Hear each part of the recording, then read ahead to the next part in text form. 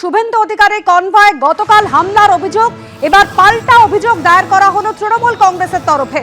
শুভেন্দু অধিকারীর সঙ্গে থাকা সিআরপিএফ জওয়ানদের বিরুদ্ধে গড়বেতা থানায় নালিশ জানানো হয়েছে। চন্দ্রকোনা রোডে তৃণমূলের কর্মসূচি চলছিল। শুভেন্দু অধিকারী তিনি যখন যাচ্ছিলেন, তার কনভয় যখন যাচ্ছিল, সেই সময় স্লোগান দেওয়া হয়, রীতিমতো তৃণমূল বিজেপির মধ্যে ধস্তাধস্তি হয়েছে। আর এবার তৃণমূল কংগ্রেসের তরফ থেকে পাল্টা অভিযোগ দায়ের করা হয়েছে। সোমনাথ দাস আমাদের প্রতিনিধি রয়েছেন আমাদের সঙ্গে টেলিফোন লাইনে। সোমনাথ, কি মর্মে তৃণমূল অভিযোগ দায়ের করেছে, কি অভিযোগ তাদের সিআরপিএফ জওয়ানদের বিরুদ্ধে? তুমি জানো যে গতকাল যখন তৃণমূল কংগ্রেসের যে কর্মী সমর্থকরা শুভেন্দু অধিকারী কনভয়ে হামলা করেছে বলে অভিযোগ করেছে শুভেন্দু অধিকারী, এবং সেই সঙ্গে সঙ্গে গতকাল রাত্রিতে প্রায় 5 ঘন্টা ধরে অবস্থানে বসেছিলেন ওই চন্দ্রকোনা রোডের বিট হাউসে। এই অবস্থান করার পর ওখানে তিনি অভিযোগ দায়ের করেন বিজেপির তৃণমূলের বেশ কিছু কর্মী সমর্থকের বিরুদ্ধে মর্দনের নামে। উল্টো দিকে দেখা যাচ্ছে যে তৃণমূলের পক্ষ থেকে যেটা জানানো হচ্ছে যে তৃণমূল কংগ্রেসের কর্মীরা ওখানে তারা নিজেদের কর্মসূচি পালন করছিল, সেই মুহূর্তে যখন শুভেন্দুর কনভয় এসে পৌঁছয় তখন সেখানে বিজেপির কর্মী সমর্থকরা তাকে ওখানে ঘিরে ধরে শুভেন্দু অধিকারীর গাড়ি। তারপরে এদিক থেকে যখন তৃণমূলের কর্মী সমর্থকরা তাদের জয় বাংলা স্লোগান দেয়, সেই জয় বাংলা স্লোগান দেওয়ার ফলে সেই স্লোগান সহ্য করতে না পেরে বিজেপির কর্মী সমর্থকরা এবং সেই সঙ্গে সঙ্গে যেটা অভিযোগ তৃণমূলের যে শুভেন্দু অধিকারীর নিরাপত্তা দায়িত্বে যারা ছিলেন সেই সিআরপিএফ জওয়ানরা, এরা তৃণমূল কর্মীদের উপর চড়াও হয় এবং তাদেরকে মারধর করে বলে অভিযোগ। এবং সেই অভিযোগে গড়বেতা থানাতে গতকাল রাতেই একটি পাল্টা অভিযোগ করা হয়েছে, এবং এতে এই ঘটনায় যে বেশ কয়েকজন তৃণমূল কর্মী আহত হয়েছে সেটাও তৃণমূলের পক্ষ থেকে জানানো হয়েছে। এবং সেই সঙ্গে সঙ্গে আজ এই প্রতিবাদ কর্মসূচি হিসেবে আজ একটি মিছিল এবং বিক্ষোভ মিছিলের আয়োজনও করেছে তৃণমূলের পক্ষ থেকে বলে জানানো হচ্ছে। অনুসূয়া, সোমনাথ, তুমি সঙ্গে থাকো। গতকাল ঠিক কি ঘটেছিল? চন্দ্রকোনা রোডে গতকাল রাতে একেবারে তুলকালাম কাণ্ড বাধে।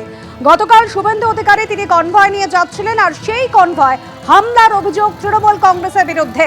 তৃণমূলের বিরুদ্ধে হামলার অভিযোগ করছে বিজেপি। চন্দ্রকোনা রোডে বিজেপি এবং তৃণমূলের মধ্যে ধস্তাধস্তি হয়, স্লোগান, পাল্টা স্লোগান। বিরোধী দলনেতা তিনি অভিযোগ করছেন তার গাড়িতে লাঠি দিয়ে মারা হয়েছে। আর এরপর রাতেই চন্দ্রকোনা রোডে পুলিশ বিট হাউসে অবস্থানে বসেন শুভেন্দু অধিকারী, আর সেই অবস্থান 5 ঘন্টা ধরে চলে। 5 ঘন্টা পর পুলিশ বিট অফিস থেকে বেরোন বিরোধী দলনেতা।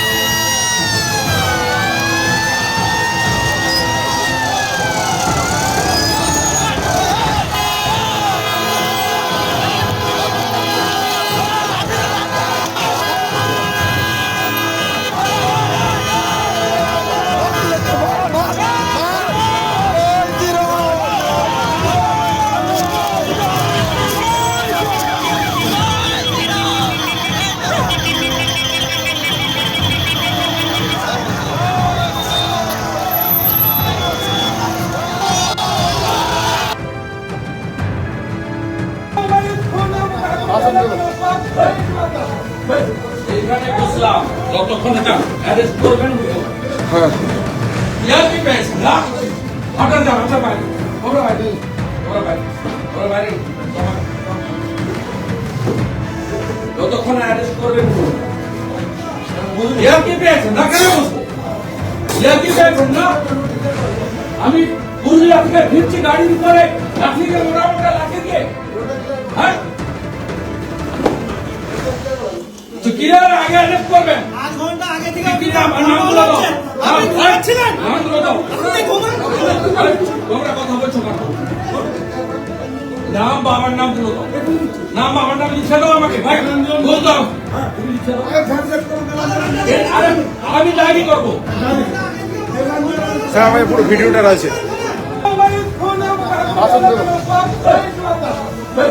এইখানে বসলাম যতক্ষণ অ্যারেস্ট করবেন হ্যাঁ কি পেয়েছে না হঠাৎ যান আপনার বাইরে ওরা বাইরে ওরা বাইরে ওরা বাইরে 5 ঘন্টা পর এই পুলিশ বিট হাউস থেকে বেরোন বিরোধী দলনেতা। এরপর রাতে বিজেপি কর্মীদের নিয়ে মিছিলের ডাক দিয়েছিলেন শুভেন্দু অধিকারী।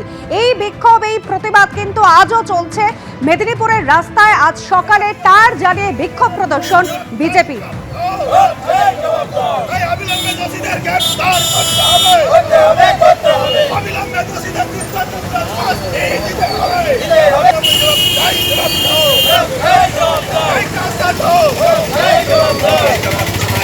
সোমনাথ দাস আমাদের প্রতিনিধি রয়েছেন আমাদের সঙ্গে। সোমনাথ, মঙ্গলবার চন্দ্রকোনা চলো ডাক দিয়েছেন বিরোধী দলনেতা, নিজে থাকবেন।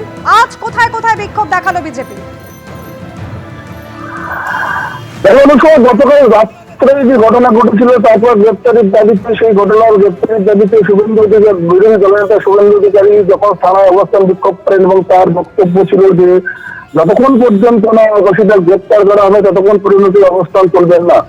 যদি এফআইআর করা হয়েছিল, সেই এফআইআর প্রথমে যে দেওয়া হয়েছিল তাতে জামিনযোগ্য ধারা ছিল এবং সেই জামিনযোগ্য ধারা দেওয়ার জন্য সেই এফআইআরটা নিতে অস্বীকার করেন শুভেন্দু অধিকারী এবং তিনি বলেন যে ইতিমধ্যেই জামিনযোগ্য ধারা অযোগ্য ধারা দিতে হবে, তারপরে তিনি এফআইআরটা গ্রহণ করবেন। কিন্তু তিনি না নিয়ে ওখান থেকে বেরিয়ে যান এবং তিনি মিছিল করে যে ঘটনাস্থলে আসেন এবং সেখানে তিনি ঘোষণা করেন যে আগামী 13 তারিখ তিনি প্রতিবাদ মিছিল, বিশাল প্রতিবাদ মিছিল, বিক্ষোভ মিছিল একটা আয়োজন করবেন।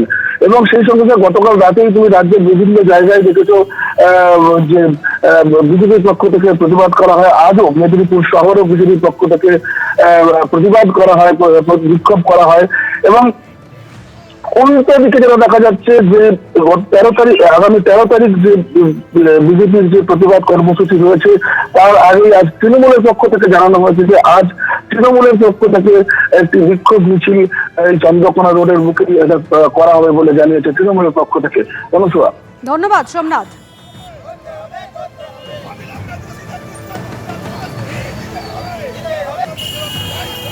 এলপির ওপরে কিভাবে হামলা করা হয়েছে, চক্রান্ত করে কেরোসিন তেল নিয়ে, পেট্রোল নিয়ে গাড়ি জ্বালিয়ে দিয়ে হত্যার চক্রান্ত হয়েছে। রাত 2টা পর্যন্ত এলপি থানায় বসে আছেন। তিনি এফআইআর করেছেন যে দোষীদের গ্রেপ্তার করতে হবে, কিন্তু কেউ গ্রেপ্তার হয়নি। কি অলৌকিক কারণে গ্রেপ্তার হয়নি, সেই জন্য আমাদের প্রতিবাদ। দোষীদের গ্রেপ্তার করতে হবে, তৃণমূলী দুষ্কৃতীদের গ্রেপ্তার করতে হবে, দৃষ্টান্তমূলক শাস্তি দিতে হবে, এই দাবিতে আমাদের আন্দোলন।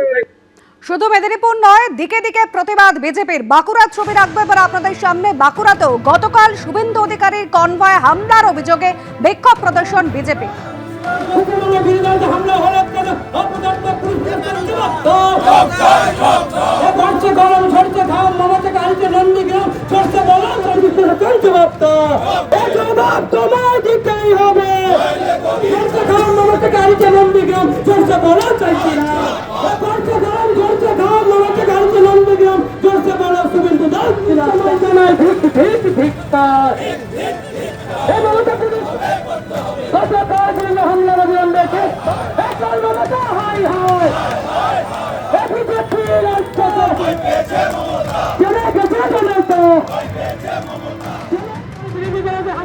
গতকাল চন্দ্রকোনা রোডে তার গাড়িতে লাঠি দিয়ে মারা হয়েছে, রীতিমতো ধস্তাধস্তি, স্লোগান পাল্টা স্লোগান। বিরোধী দলনেতা যখন এই অভিযোগ করছেন, তারপর পুলিশ বিট হাউসে 5 ঘন্টা ধরে অবস্থানে বসেন। পাল্টা পুলিশের কি বক্তব্য রাখবো আপনাদের সামনে।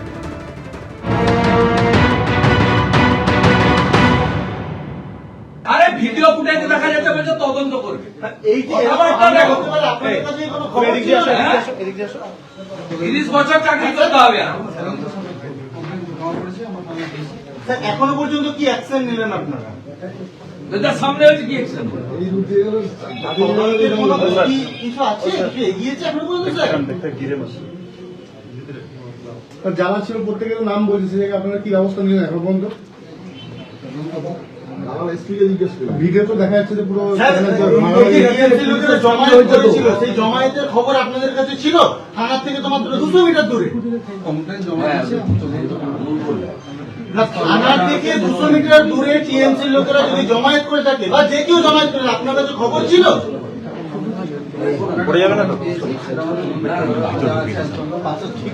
যখন ঘটনা ঘটে তখন আপনারা পুলিশ কোথায় ছিল?